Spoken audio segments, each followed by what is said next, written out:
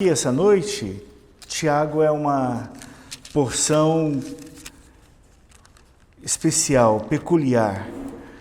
Imagina que você tem aqui um paciente que já está numa situação bem crítica e que você precisa agora desenvolver uma série de exames complexos, exames que vão fazer uma radiografia, e só a radiografia não dá, eu vou fazer uma ultrassonografia. Aí vamos para o capítulo 2, não, ainda não dá, vamos chegar até uma tomografia com contraste, lá no capítulo 4, para mostrar realmente o que há no coração daquele servo do Senhor.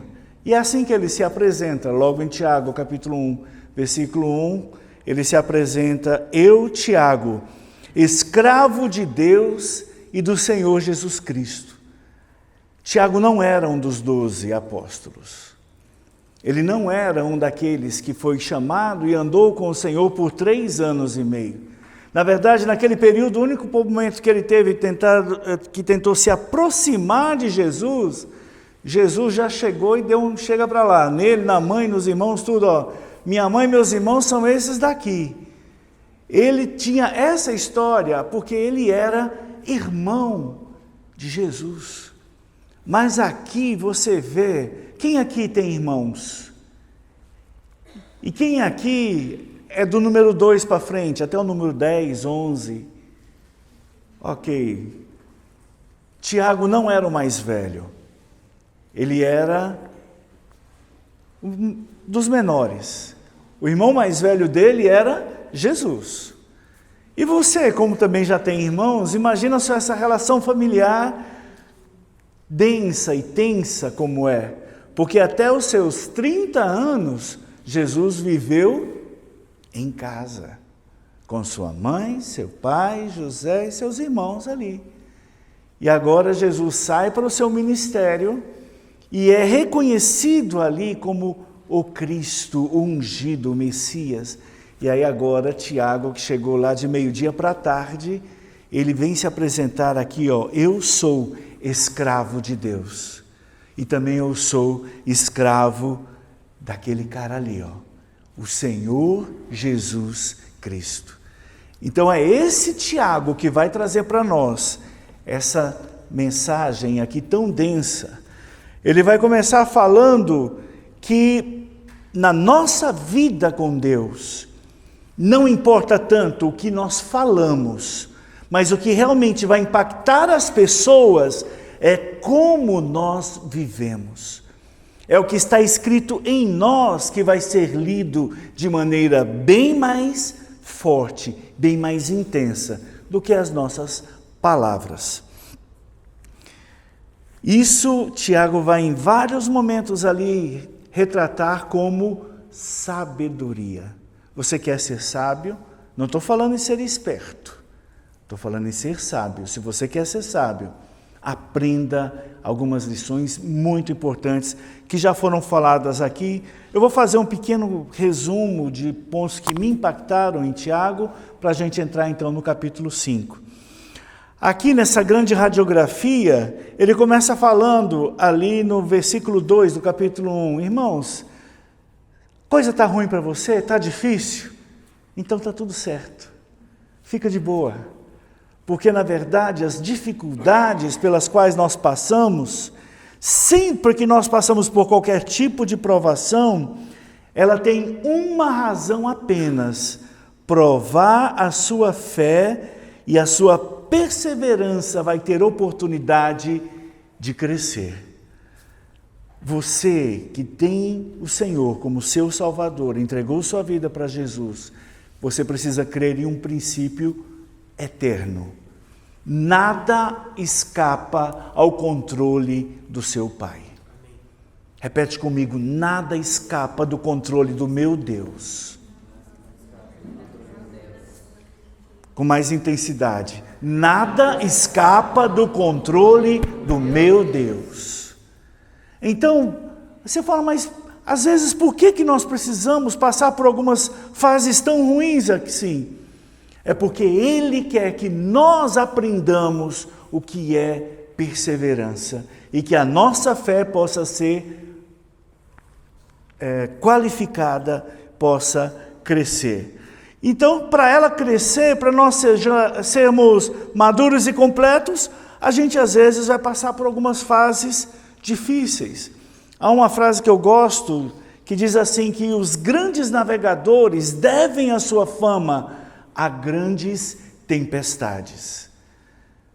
Você não foi escolhido por Deus para ser apenas parte da plateia, para ficar apenas ali no meio do coro. Você chamou para ser protagonista da volta de Jesus. O seu papel é um papel principal. Por isso, Ele precisa preparar você de uma maneira especial. Você não veio para ser figurante. Você veio para ser protagonista. Sai do meio da multidão essa noite. Sai um pouquinho da sua zona de conforto, para que você possa entrar no sentimento que nós vimos ao longo dessas semanas aqui.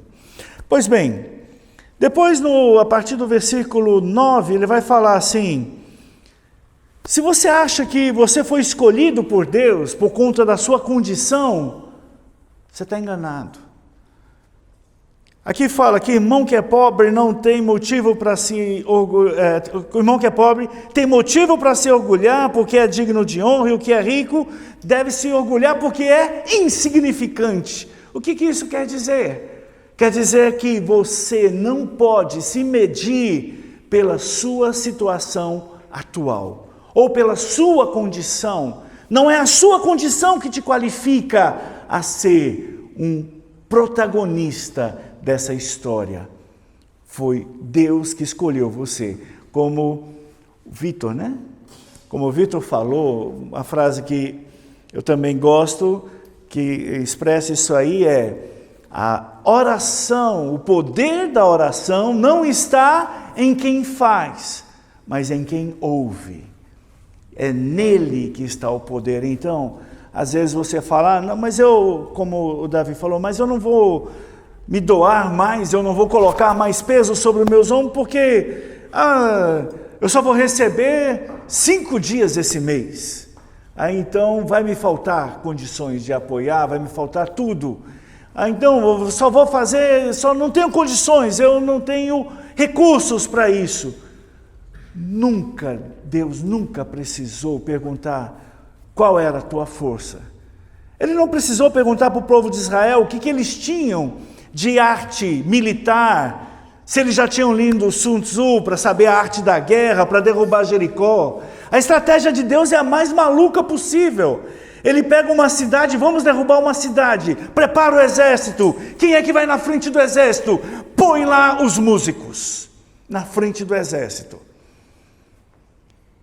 Eu não sei o que é mais esquisito, se é ele falar para os músicos irem na frente, ou os músicos irem na frente, sem escudo, sem lança, sem flecha, sem nada, batendo tambor, tocando flauta e marcando compasso, para o povo dar uma volta na cidade, 2 voltas na cidade, 3 voltas na cidade, 7 voltas na cidade, e depois ganhar no grito. Você já viu ganhar alguma coisa no grito? Pois com Deus é assim. Guerra ele ganha no grito também. Ele não está preocupado na sua força ou na sua capacidade. Ele consegue ganhar a guerra no grito, porque quem faz e quem batalha é Deus. Não depende da sua força ou da sua capacidade. O que mais que nós vimos em Tiago? Não tenho nada, eu não sou nada. Então, eu tenho muitas condições, eu estou abonado. Então, se você está abonado, se orgulhe da sua insignificância. Que palavra maravilhosa é essa? Ele está dizendo que não é pelo que você tem ou não tem, mas é por Deus que nós vamos vencer as nossas provas diárias. E depois prossegue ainda dizendo que no versículo 12, ele fala: feliz é aquele que suporta com paciência as provações e tentações que Deus prometeu. E aí no 13 fala: e quando você for tentado, não diz, a culpa é de Deus. Não coloque a culpa em ninguém. Não coloque a culpa nos outros. Não venha dizer que problema é do Davi. Foi ele. Ou então, foi a Fernanda. Ah, não, mas com certeza foi a Carol. A culpa é dela. Quem sabe tenha sido o Samuel. Eu acho que foi o Samuel. Ele está com cara de suspeito. Não, estou revoltado com todo mundo. A culpa é de Deus mesmo. Eu acordo geralmente meio-dia. Hoje eu acordei 9 horas para orar. E mesmo assim Deus não viu o meu sacrifício. A culpa é de Deus. Tiago vem falar, não diga que a culpa é dos outros. Somos nós mesmos que temos em nós, na nossa consistência, gigantes a serem derrotados. Nós temos fraquezas em nós temos uma natureza caída em nós, que nos faz de bobo. Lá no versículo 1, capítulo 1, 16 fala, não se deixe enganar por quem? Por você mesmo. Não se faça de bobo, achando que, tentando achar alguma resposta, ou alguma solução, ou alguém para condenar. Você precisa, nessa radiografia, ver o que está no resultado do laudo. E o resultado diz o seguinte, versículo 16, a tentação vem dos nossos próprios desejos, que nos derrubam e arrastam. Esses desejos dão à luz o pecado, e quando o pecado se desenvolve plenamente, gera morte. E aí depois fala, como é que isso vai gerar morte? Pela língua.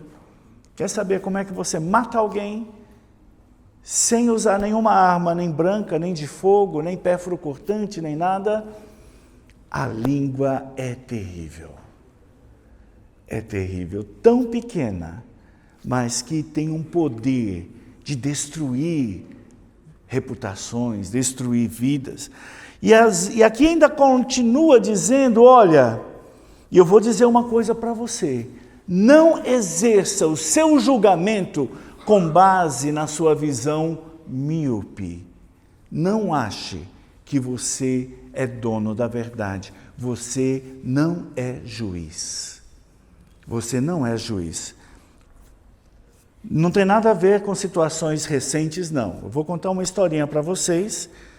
Um rapaz, atleta, capaz, competente, de repente se viu ali enredado por uma mulher que forçou uma situação em que os dois estavam juntos, ele rejeitou aquela investida e ela ficou ali marcando em cima, ele falou, não posso, não vai rolar, não posso, e aí depois ela partiu para agressão, não, para tomar posse do garoto.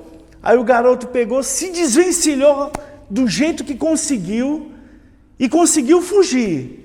Mas esqueceu as roupas lá, porque arrancou tudo, ela saiu correndo pelado, eu falando, pelado, mas íntegro.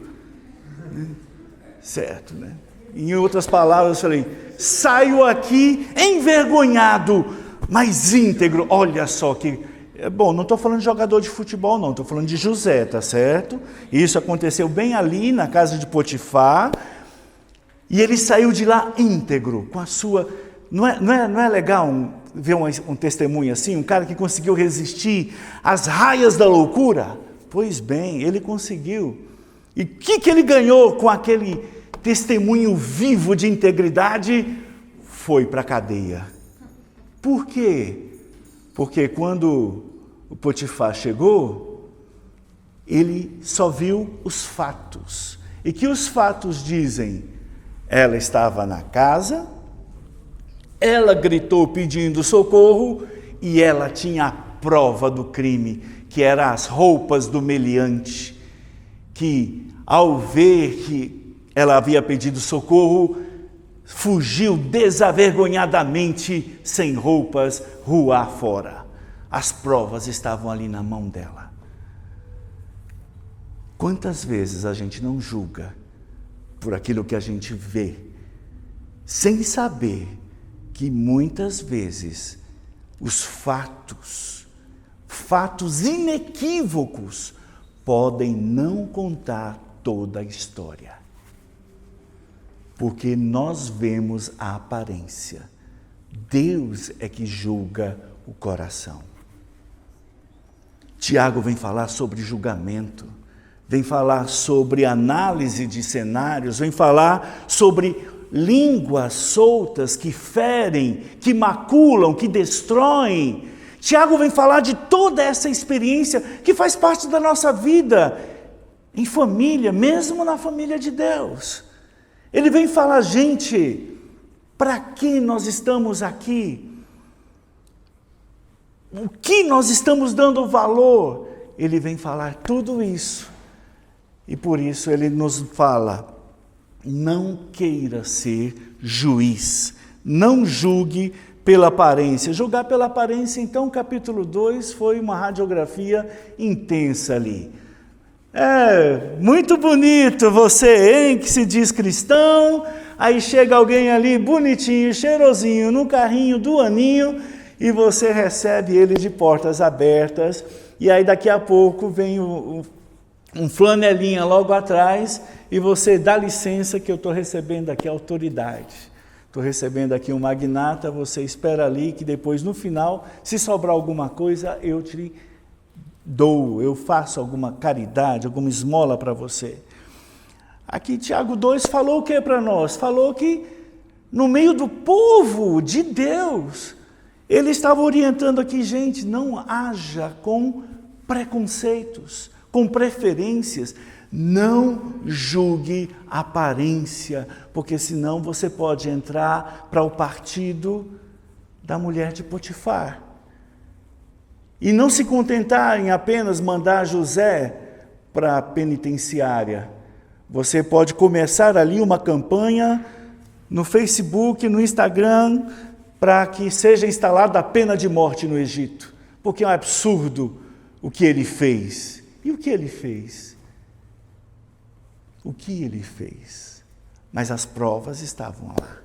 E o que ele fez? Capítulo 2, então, nós vimos toda essa questão de julgamentos pela aparência. Depois, prosseguiu ainda falando que você quer realmente viver essa vida de Deus, essa obra de fé, tem que fazer o contrário. Você tem que fazer com que a sua fé se manifeste em obras, em ações. É o que ele está dizendo aqui para nós, o seguinte, vou traduzir. Não se contente em apenas ser um cristão de crachá, de cartãozinho, de carteirinha, de Bíblia debaixo do braço, de versículo estampado ali no seu site de relacionamento. Não é na propaganda que a nossa fé é expressa. A nossa fé, ela se expressa pelo preço que nós pagamos. E foi isso que nós vimos nesse Tiago nu e cru que nós lemos. Aqui 2:12 fala, portanto, em tudo o que disserem e fizerem, lembrem-se de que serão julgados pela lei que os liberta. Não haverá misericórdia para quem não tiver demonstrado misericórdia. 14, de que adianta, meus irmãos, dizerem que têm fé se não a demonstram por meio de suas ações? Fé precisa ser acompanhada de ações. E aqui eu vou fazer um parêntese, falando um pouco da história ali de Lucas 10, 25 a 37. Havia uma pessoa descendo ali, um homem descendo de Jerusalém para Jericó, e na Bíblia todas as informações são importantes. Ela estava descendo, ou seja, ela estava em Jerusalém, e a vida dela estava indo ladeira abaixo. E no meio dessa descida para Jericó, o que acontece? É roubado, é ferido, é espancado, é deixado como que quase morto à beira do caminho. Aí chega um sacerdote. Qual a função do sacerdote? Levar os homens a Deus. Servir aos homens de acordo com a vontade de Deus. E o sacerdote olhou para aquele indivíduo à beira do caminho e falou: não vou me sujar, vou passar de largo. Aí vem o escriba. Qual a função do escriba? Ensinar os homens sobre a vontade de Deus. Mostrar para os homens como eles devem interpretar as palavras de Deus. E olhando para aquela pessoa à beira do caminho que ele fez, passou de longe também, porque não vou me sujar. Estou atrasado, não tenho tempo. E aí vem um samaritano. Quem é samaritano? É um povo que não tinha direito de nada. Não é daquela terra. É alguém que veio de outra terra e que os persas faziam isso. Tiravam um povo de um lugar, botava para o outro, tirava dali. Foi eles que inventaram aqueles escravos de Jó, sabe? Aí tira e põe, deixa ficar e mistura tudo para tirar das pessoas o quê? A identidade com a terra, para que as pessoas não tenham pelo que lutar.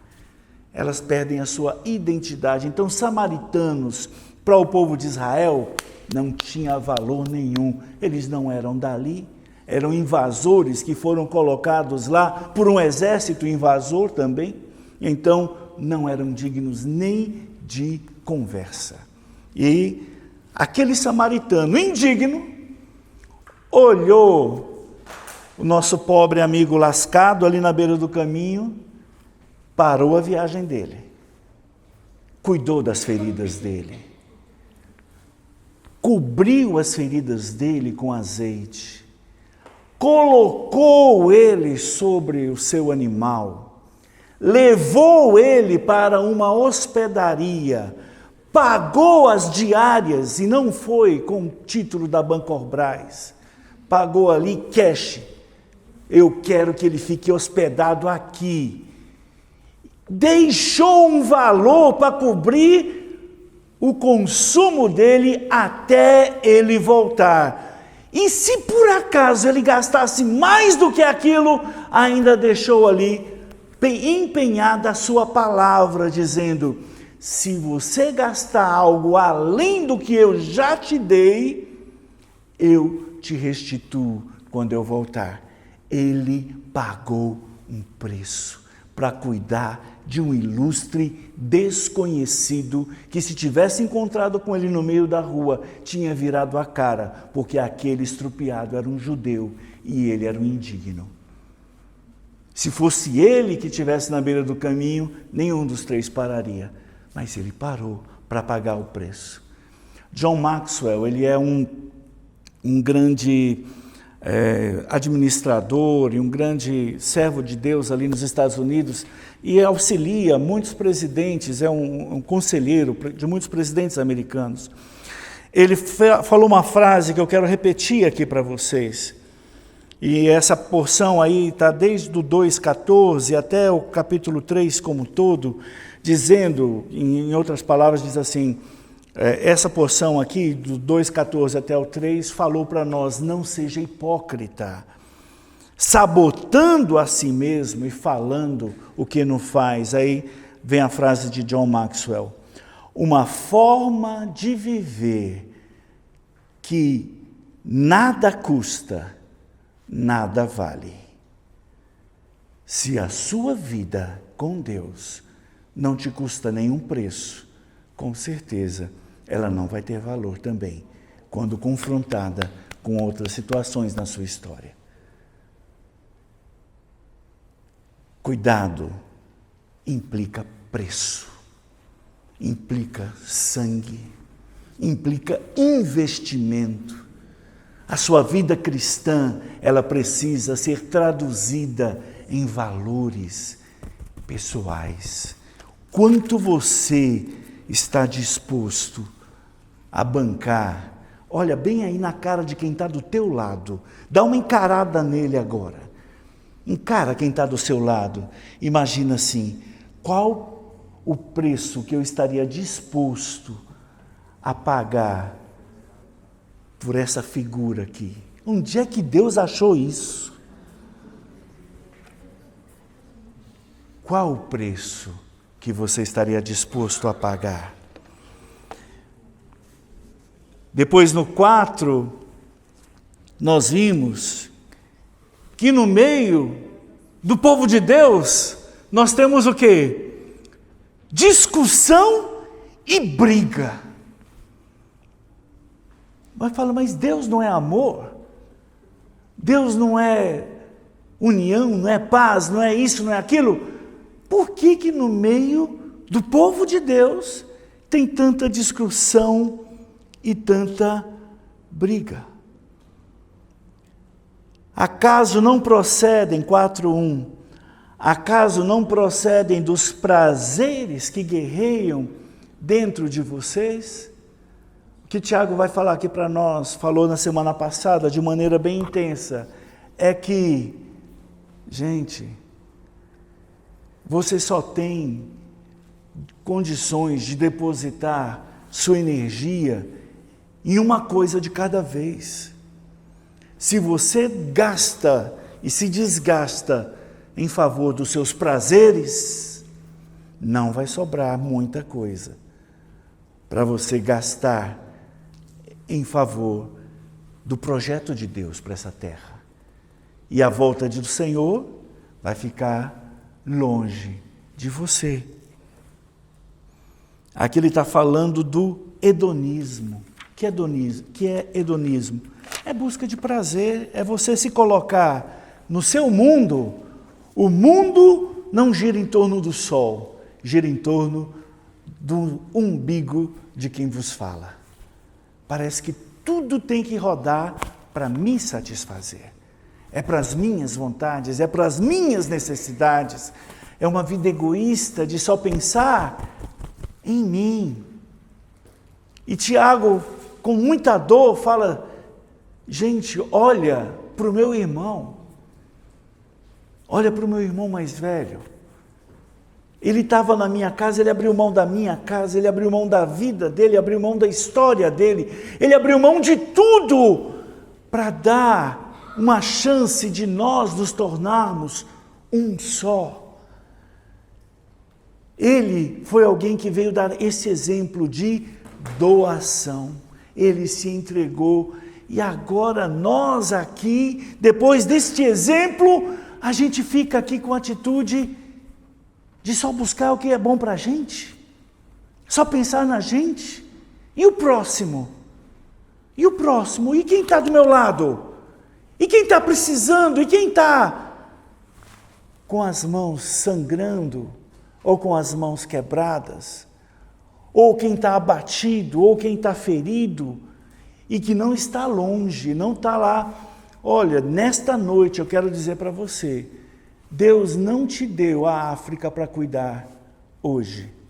Um dia talvez Ele vá te mandar para a África. Mas hoje, tem gente pior que os africanos. E que talvez estejam próximos. Muito próximos. Precisando que você estenda a mão. Essas discussões e brigas aqui no 4 falam, vem dos prazeres, vem dessa busca, e depois ele diz, olha, há uma coisa que anula esse sentimento hedonista que nós temos como veneno em nós. É a presença de Deus. Humilhai-vos. Ou seja, não chega para Deus falando assim, já sei de quem é a culpa. É do Júlio. Suspeitei desde o princípio. Deve ter sido ele.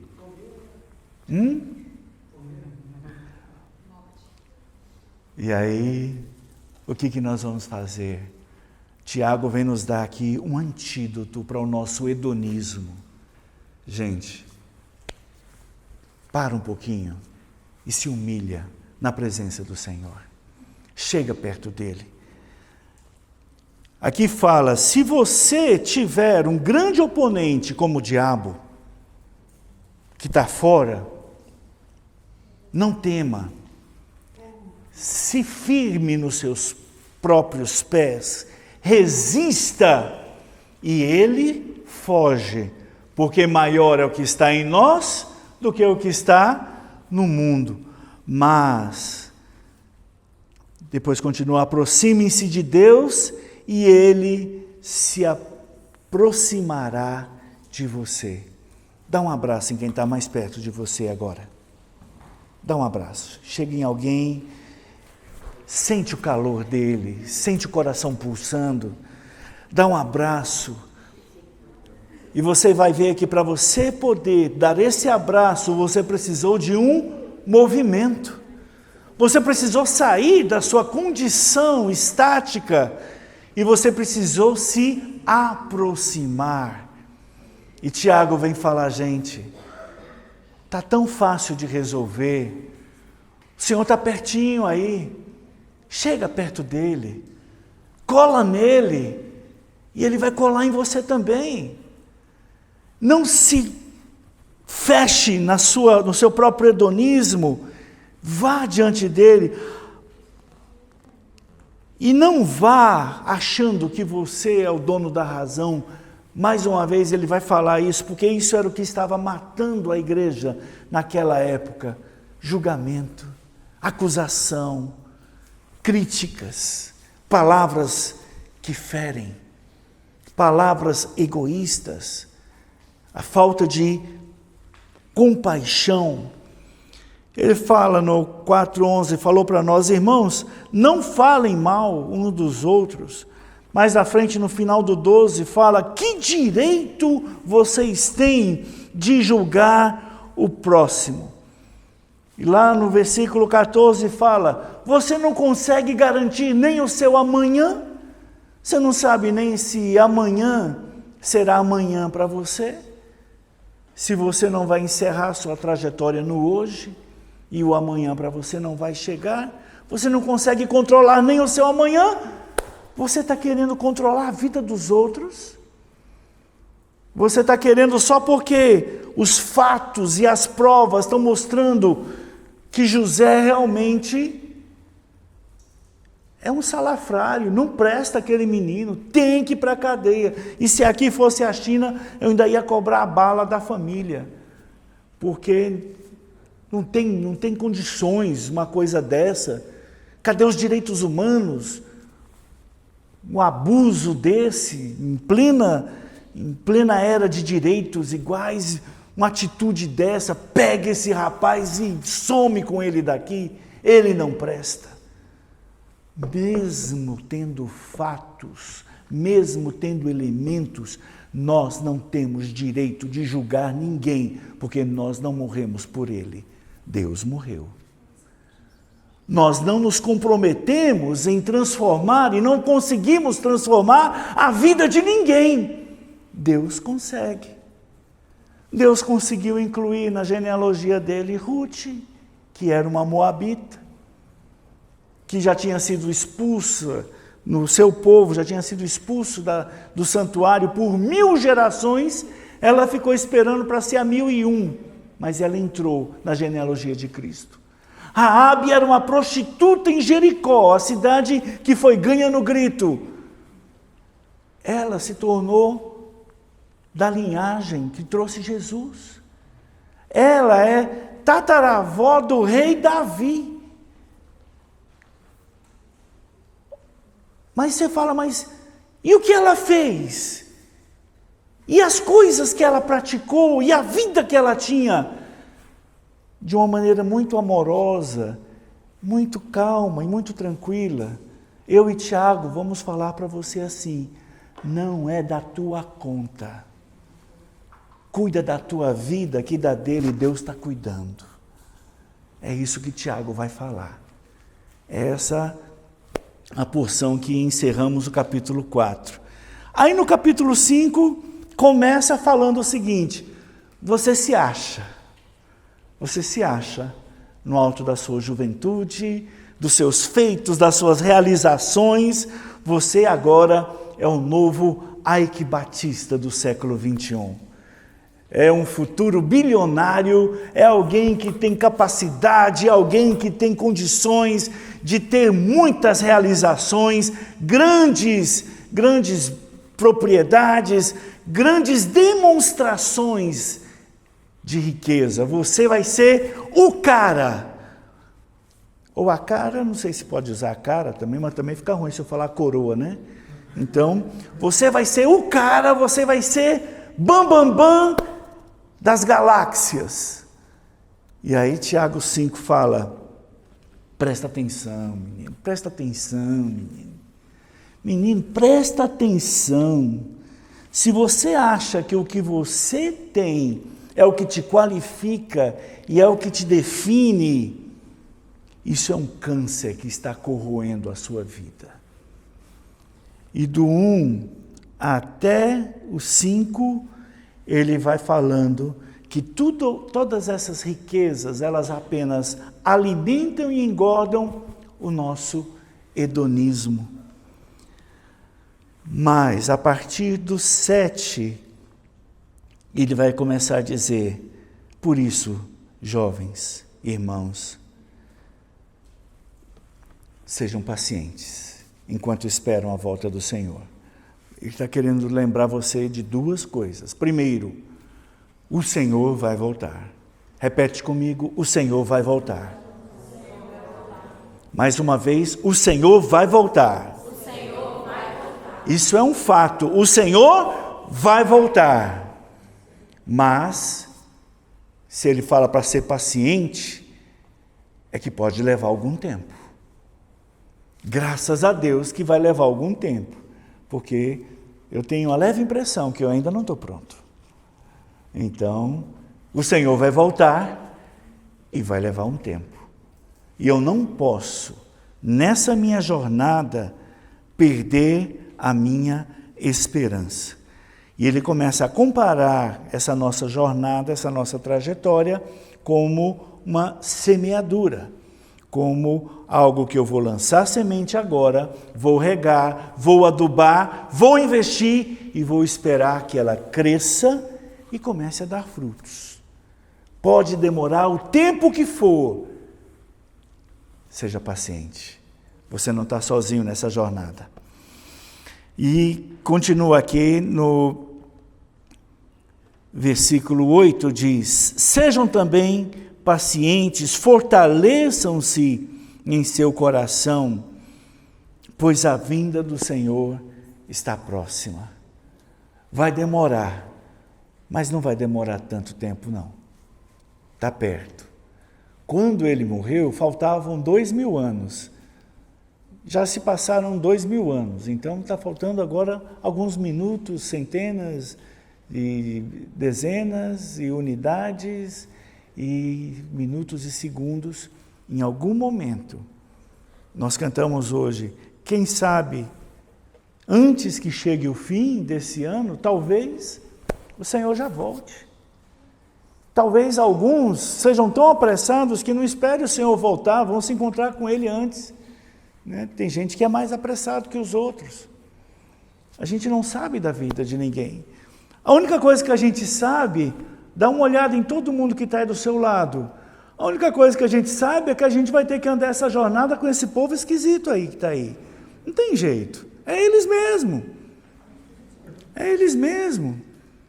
E aqueles que são casados, eu tenho uma boa notícia. Você tem um companheiro eterno.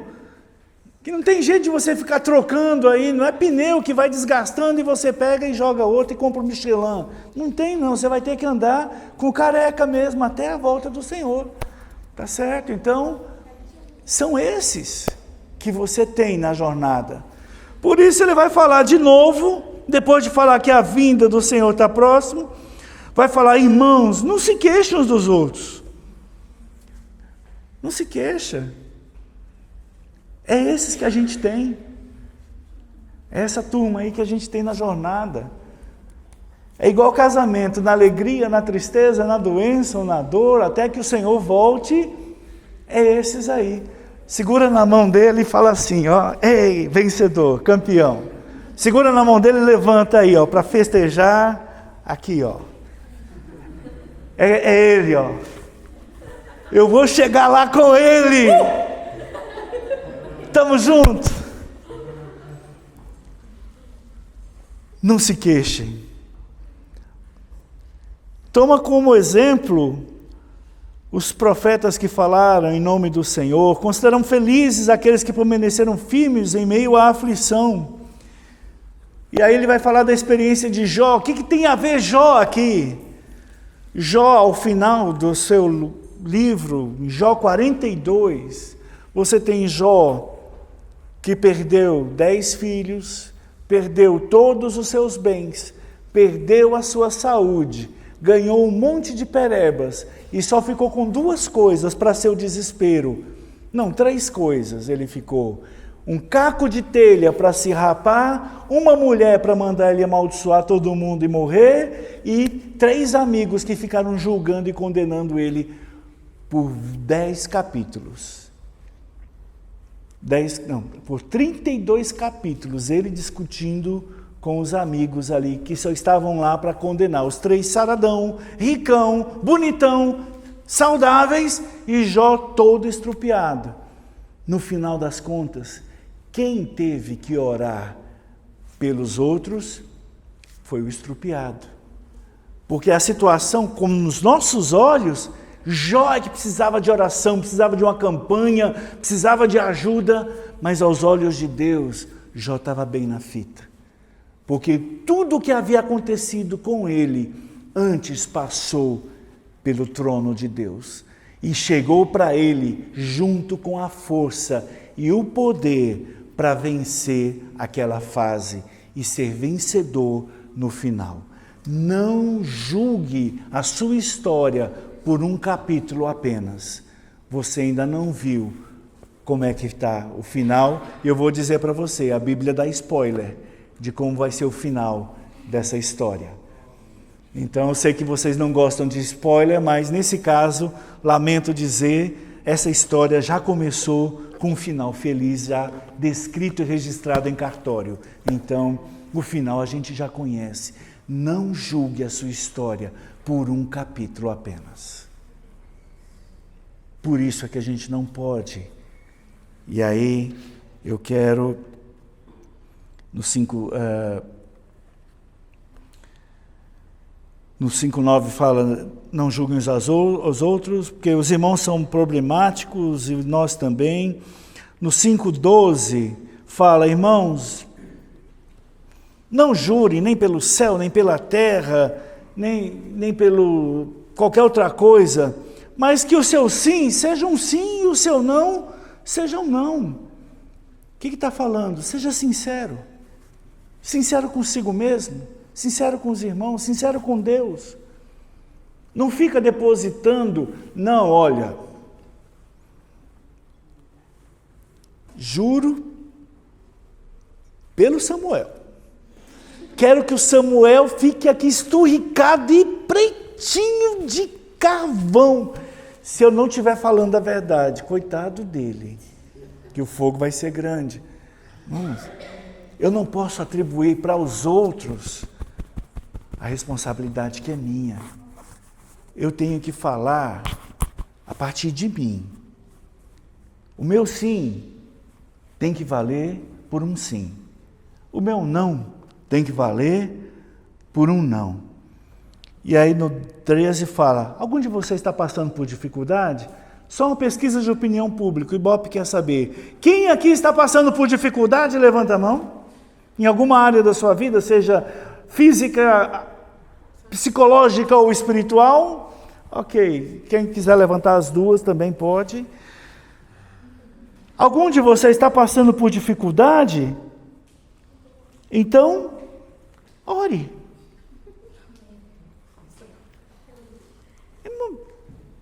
Você tem que pensar nessa lógica aqui. Ok, estou passando por dificuldade. Mas se eu estou passando por dificuldade, essa dificuldade passou antes pelo altar, pelo trono de Deus. E Deus falou, pode chegar nele, porque eu vou dar saída, eu vou dar uma solução. Nada há em nossa jornada que não venha acompanhada da mão e da solução que vem da parte de Deus. Nada chega para nós sem solução. Todas as coisas que vêm para nós, vêm com um objetivo. É porque Deus quer trabalhar em alguma coisa. Então o que a gente precisa fazer? Ficar esperto e já, quando está passando por dificuldade, já chegar e perguntar logo para Deus. Ok, o que eu tenho que aprender nessa história? Qual que é a moral dessa história? Deixa eu ir logo para o capítulo final para abreviar. Porque senão eu vou ficar repetindo. Quantas vezes? Passar pela mesma coisa tantas vezes e não aprender a lição. Aqui, quando fala ore, é porque você precisa saber, a sua vida está nas mãos de Deus. Se alguma coisa chega a você, passou por Ele. E se chegou a você e passou por Ele, pergunta para Ele por quê. Por quê, Pai? O que o Senhor quer mostrar para mim? Esse raio-x vai dar qual resultado ali no laudo? Que mais? Se alguém está feliz, cante. Pronto. Resolvidos os problemas. Está triste? Ore. Está feliz?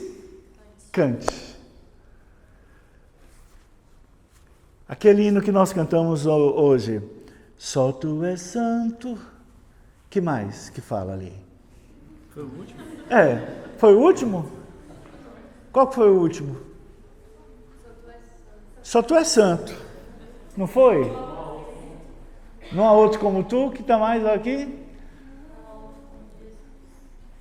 Isso, lá no final, a última parte, só Tu és santo. Repete comigo, só Tu és santo. Só Tu és santo. Não há outro como Tu, não há outro como Jesus. Mas eu quero te dar aqui parte do spoiler. Essa pessoinha que está do teu lado está sendo preparada para ser como Jesus aqui nessa terra. Você quer ver Jesus? Olha para o teu lado. Esse aí está sendo preparado, essa aí está sendo preparada para ser Jesus aqui na terra. Por isso que às vezes nós estamos nesse processo de capacitação e treinamento. E depois no 14 fala, alguém está doente? Chame os presbíteros, ou seja, chame os anciãos. Por que provação eu oro, alegria eu canto, mas doença eu não melhoro? Porque na doença a gente entende que as nossas forças estão exauridas. Mas Deus colocou ao nosso lado, perto de nós, pessoas mais maduras para cuidarem daqueles que são fracos. Por isso, invista no crescimento de quem está perto de você, para que quando você estiver fraco, ele possa cuidar de você. Imagina alguém cuidando do Vitor com 3 metros de altura. Uau! Vai dar trabalho, mas é possível. O Vitor não está aqui? Então é possível. É possível, está no plano de Deus.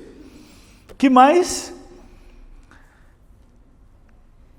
Agora, no versículo 16, vai concluindo assim: portanto, confessem seus pecados uns aos outros.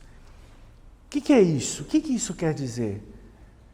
Isso quer dizer que você não pode ser mascarado, não pode ser um ator em cena. Você precisa ser sincero. O que você é, você é. Você erra? Sim, eu também erro. Você tem fraquezas? Sim, também tem fraquezas. Então, cola em quem é companheiro na tua jornada para vocês se ajudarem. Arranje um companheiro espiritual. Não fica só aparentando aí como super-homem, como Mulher Maravilha, ou etc, etc. Só aquele super que nunca precisa de ninguém. Teve um camarada que agia assim, na verdade uma igreja inteira agia assim. A igreja em Laodiceia, Apocalipse 3, do 17 ali fala que ela se considerava a bambambam de toda a comunidade eclesiástica daquela província. Era melhor. Ela se achava rica, abastada e não preciso de ninguém. É assim que não é uma pessoa, é uma igreja inteira se considerava rica, abastada, não preciso de ninguém. Aí veio o laudo da radiografia que Deus fez dela e diz: tu é infeliz, 2 pontos, miserável, pobre, cego e nu. É isso que você é. Você está se achando, mas olha como eu te vejo, é isso que você é. Aqui quando o Tiago 5,16 fala em confessar pecados, fala, não esconda as suas carências. Arranje alguém que possa te ajudar a vencer essas carências. Não arranje alguém para te levar mais para o buraco, não. Porque isso aí tem aos montes. Arranje alguém para te levar para a presença de Deus. Alguém que te ajude a orar. Alguém que você pode falar, bati o carro, para quem que eu vou ligar? Para o seguro? Não, vou ligar primeiro para o meu amigo, para a minha amiga, para o meu companheiro. E aí depois que eu me acalmar, aí eu vou ligar para o seguro, vou registrar a ocorrência, vou fazer. É a primeira escolha. Confessem seus pecados, orem uns pelos outros para serem curados. E aí fala do poder de Elias. Elias orou e não choveu por 3 anos e meio. Orou outra vez e a chuva caiu sobre toda a terra e a terra começou a produzir colheitas. Você tem poder. Não menospreze o poder que você tem. Você consegue mudar a sua condição se você se posicionar. Mas e se você não conseguir? E se você cair? E se você falhar? E se você pecar? E se você não for o José, mas for a mulher de Potifar? Ainda tem esperança mesmo assim? E assim termina o capítulo 5 de Tiago, versículo 19. Meus irmãos, se algum de vocês se desviar da verdade e for trazido de volta, saiba que quem trouxer o pecador de volta do seu desvio, o salvará da morte e trará perdão para muitos pecados. Então, tem jeito de voltar? Sempre tem.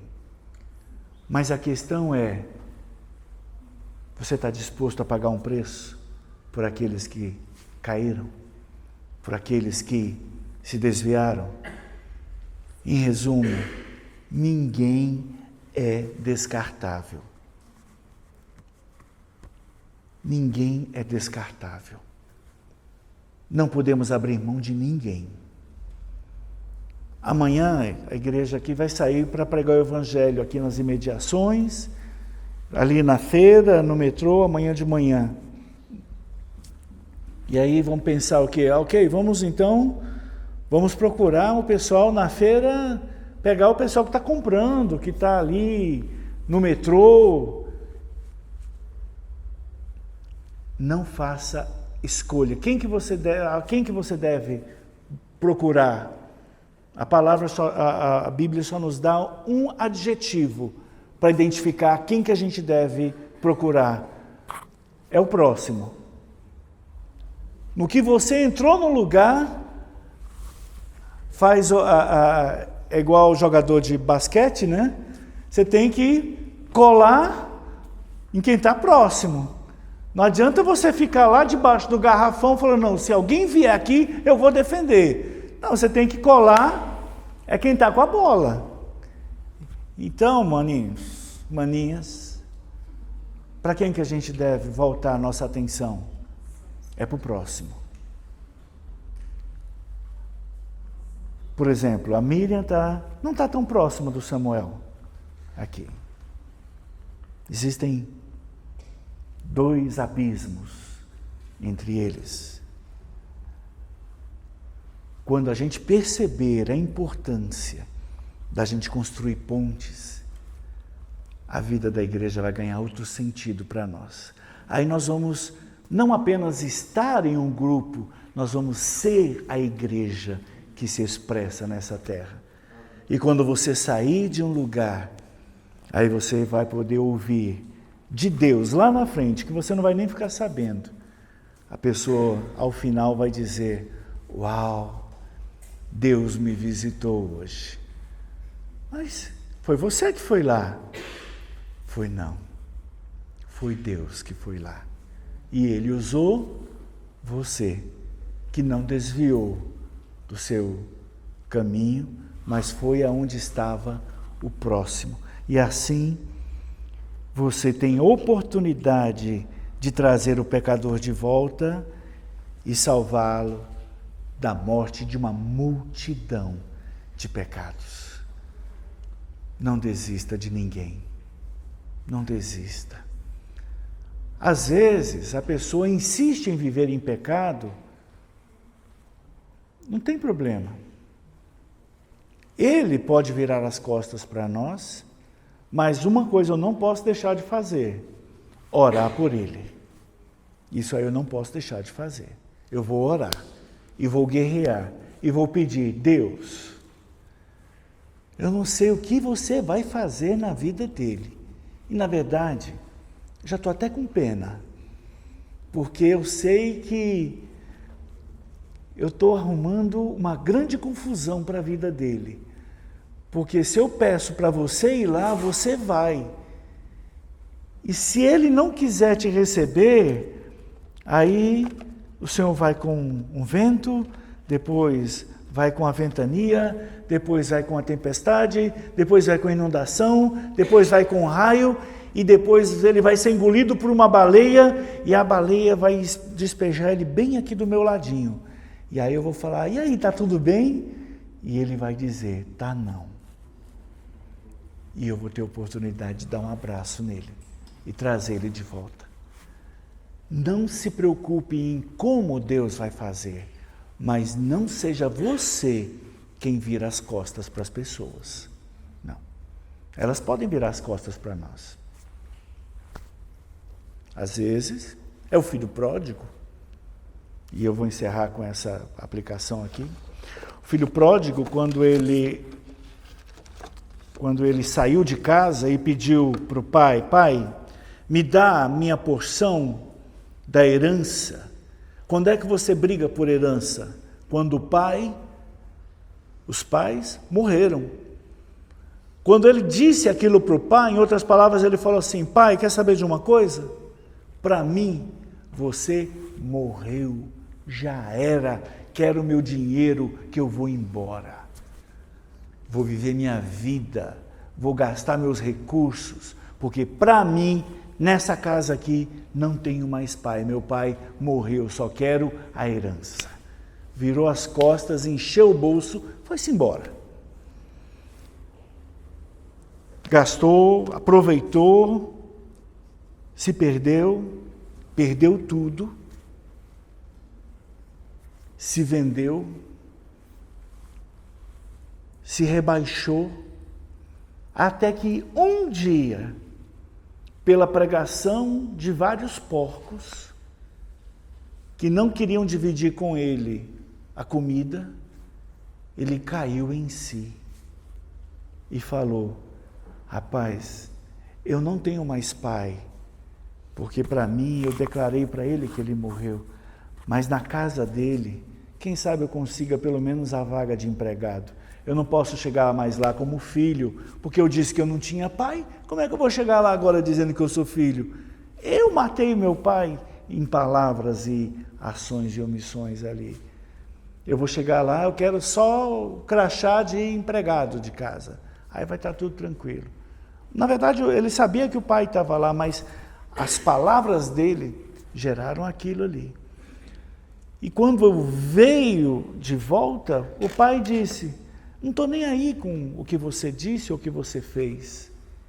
A casa sempre vai estar aberta, mas eu não vou sair da casa para ir lá no chiqueiro visitar você e entrar na sua lama para te resgatar. Não, você precisa se arrepender, voltar a si e voltar para casa. mas eu vou ficar aqui, olhando para o horizonte. Eu não perco você de vista e nem deixo de ter esperança na tua volta. E o pai ficava olhando lá para o horizonte. Ele vai voltar. Ele vai voltar. E quando voltou, quem foi que viu primeiro? O pai. Vamos ficar de pé? Quero orar por vocês nessa noite.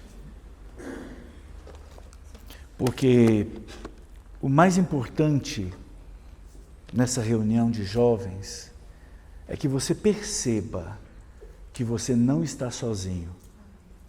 Segure nas mãos de quem está perto de você e se mantenha aí conectado. Porque Tiago veio nos mostrar isso. O Senhor vai voltar. Ele quer voltar. E você não está sozinho nesse processo. Você tem companheiros nessa jornada. Sinta o calor das mãos, sinta o toque. Se você se achava abandonado por Deus, ou por quem quer que seja, ou pela igreja, ou pela família, o que a palavra nos revela é que você não está sozinho. E o Senhor vai voltar por sua causa. Ele quer você no centro da vontade dEle. Mas Ele quer que você, no centro da vontade dEle, haja como Ele agiu para com você.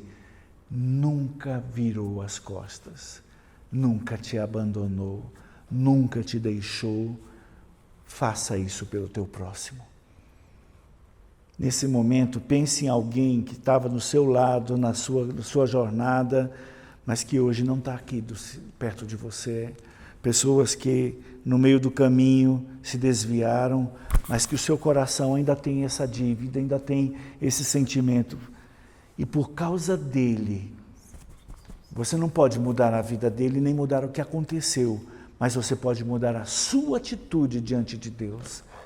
Faça uma oração agora em favor da sua vida e da vida dessa pessoa.